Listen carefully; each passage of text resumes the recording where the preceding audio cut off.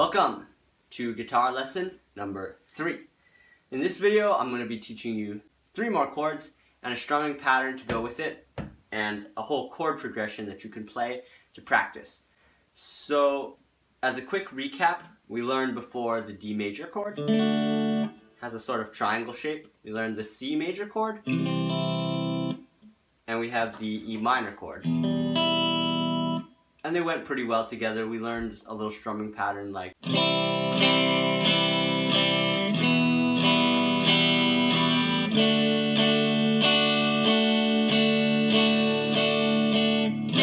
something like that. So in this video, I'm going to be teaching you a new one and an actual strumming pattern that you can start learning other than just down picks.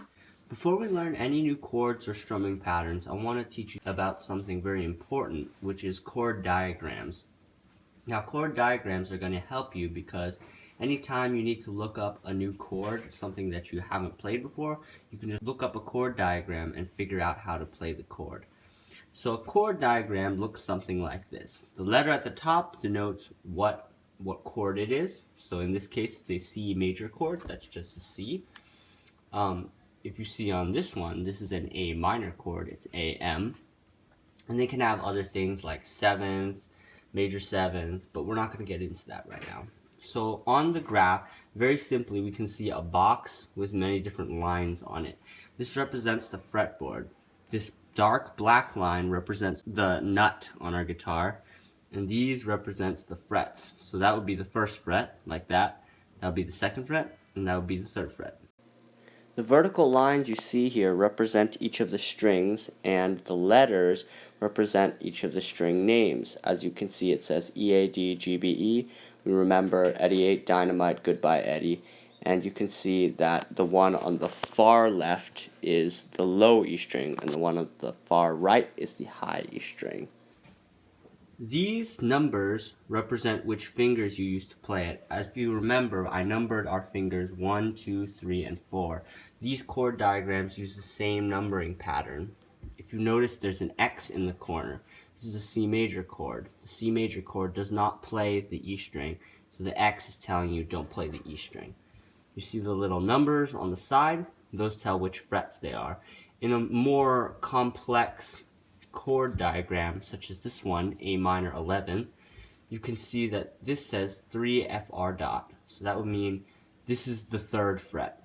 So these notes here would be your fingers on the 5th fret of your guitar. I think that's everything you need to know about chord diagrams for now. And I will also be using chord diagrams in the rest of this video so that you can get comfortable with them, so that you can familiarize yourself with them, and you can learn faster and more effectively.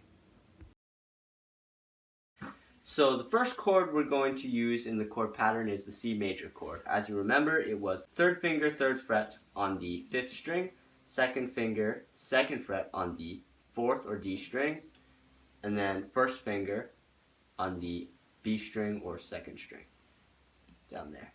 We don't play the bottom note. So that was our C chord. So next we're going to learn a new chord. We're going to learn the G major chord. So for this chord, we'll use the 2nd finger, put that on the 3rd fret. Underneath it, on the 5th string, we're going to put the 1st finger on the 2nd fret. Then we're going to take the 3rd finger, put it here, also on the 3rd fret, only on the B string or 2nd string. Then we're going to take the pinky and put that on the E string on the 3rd fret. So you should have a shape that looks like this. Again, we want to keep our fingers curled. If you have big hands, put your thumb over the neck. If you have little hands, put your thumb at the back of the neck. And you want to make sure most important is that the rest of the strings, all of the strings can ring out clearly. You want to make sure that it comes out clearly, so it should sound like this.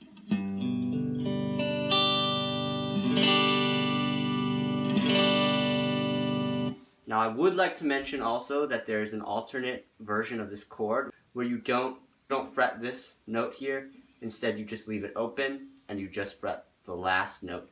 So that would be 3 fingers, 2nd finger on the 3rd fret, 6th string, 1st finger on the 2nd fret, 5th string, all of these open, and then the 3rd finger on the 3rd fret of the E string or 1st string. That version sounds nice, but I prefer personally to use this version where we use both fingers on the 3rd fret because it has a richer, fuller sound to my ear. So that's the one I'll be teaching you. Next chord in our progression will be an A minor chord. For the A minor chord, we are not going to play the E string.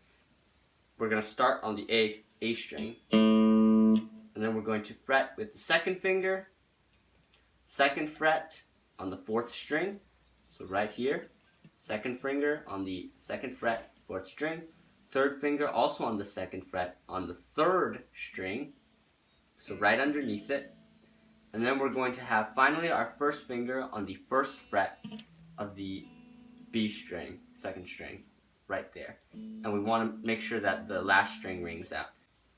Just like that, and then it should sound like this.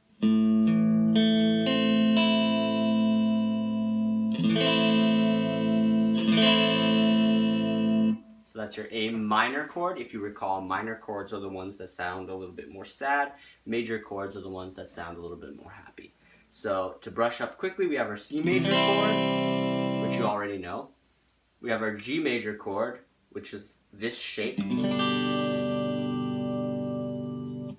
Then we have our A minor chord, which is this shape. And now we're going to move on to our final chord, which is an F major chord. Now I will say that the F major chord looks a lot like the C major chord. So actually we'll start from the C major chord since you already know that. So starting from a C major chord, we're going to take the 1st finger and lay it flat so that it covers both of the strings on the 1st fret. So now we're fretting not only the B string on the 1st fret, but also the E string. So it's covering both of them. Next, we're going to move these 2 fingers, take them, and move them both down 1 fret. Pretty easy, right? So what we're going to do, so how that would play out, I guess, would be 3rd finger, 3rd fret, 4th string, 2nd finger, 2nd fret, 3rd string, right there, and then 1st finger, 1st fret, 2nd and 1st strings, just cover them, which might be a little bit difficult at first, but as you get used to it, they'll feel more natural.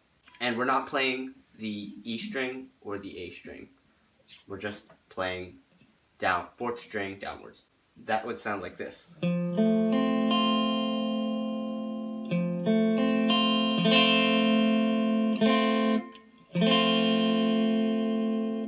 With all those combined together, we have C,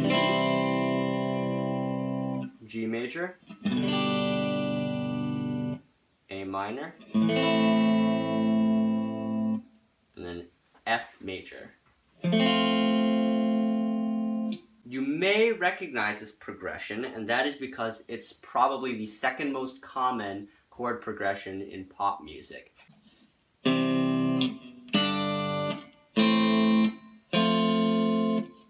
If you know the Beatles song, Let It Be, that one sounds exactly like this, uses the exact same chords. Next, what we'll do is we'll learn a strumming pattern to accompany this. You're going to have to learn to switch the chords efficiently, which might prove tricky, but just do it slowly. Start slowly, like. Find your positioning.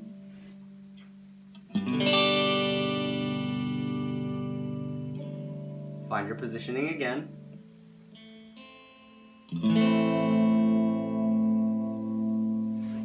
And then the last one.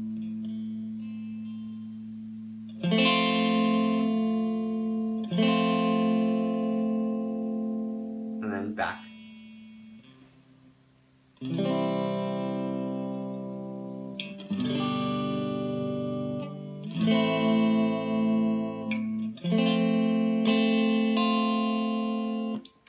Pro tip. Oh, one thing I will mention also is I'm noticing right now my nails are a little bit long.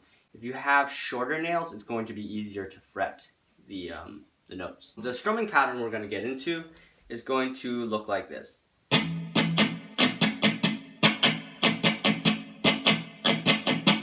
That's what it's going to sound like. So what am I doing?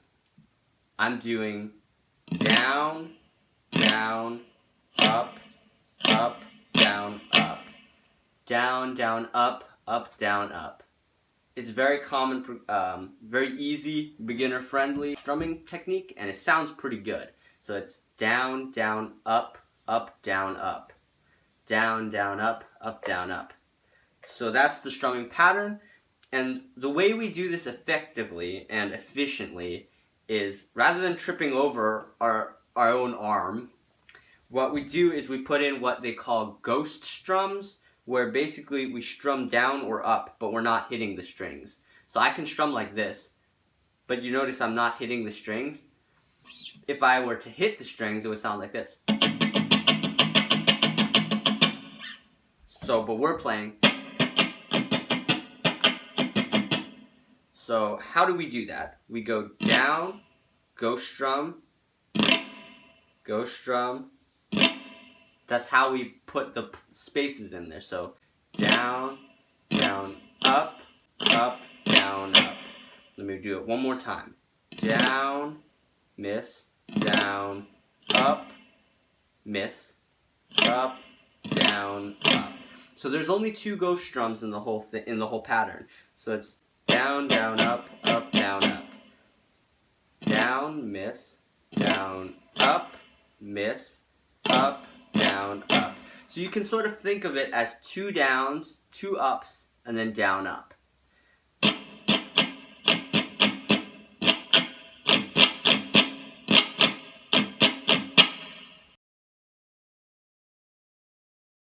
So practice that really slowly.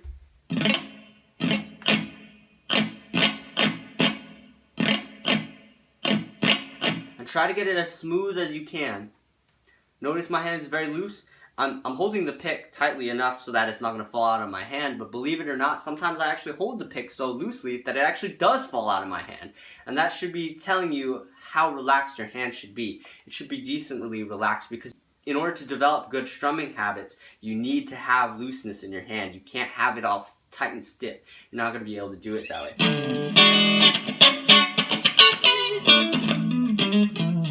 So in order to play like that, you're going to have looseness in your hand. You can't be stiff. Otherwise, you're not going to be able to strum the strings, especially if you're using a thicker pick like this one. So yes, once again, we have down, down, up, down, up, down, down, up, down, up. And we're putting 2 ghost strums in there so that we can keep the rhythm going. So I'm doing this, but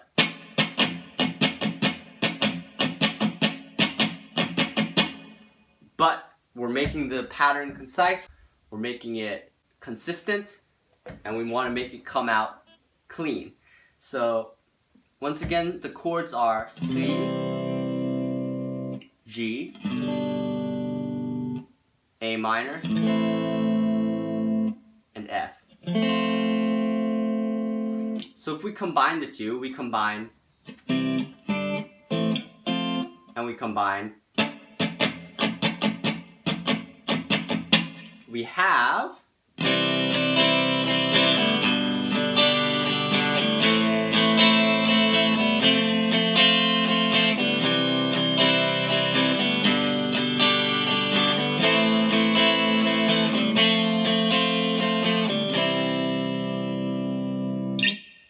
an actual chord progression, and we can actually play the rhythm behind the song.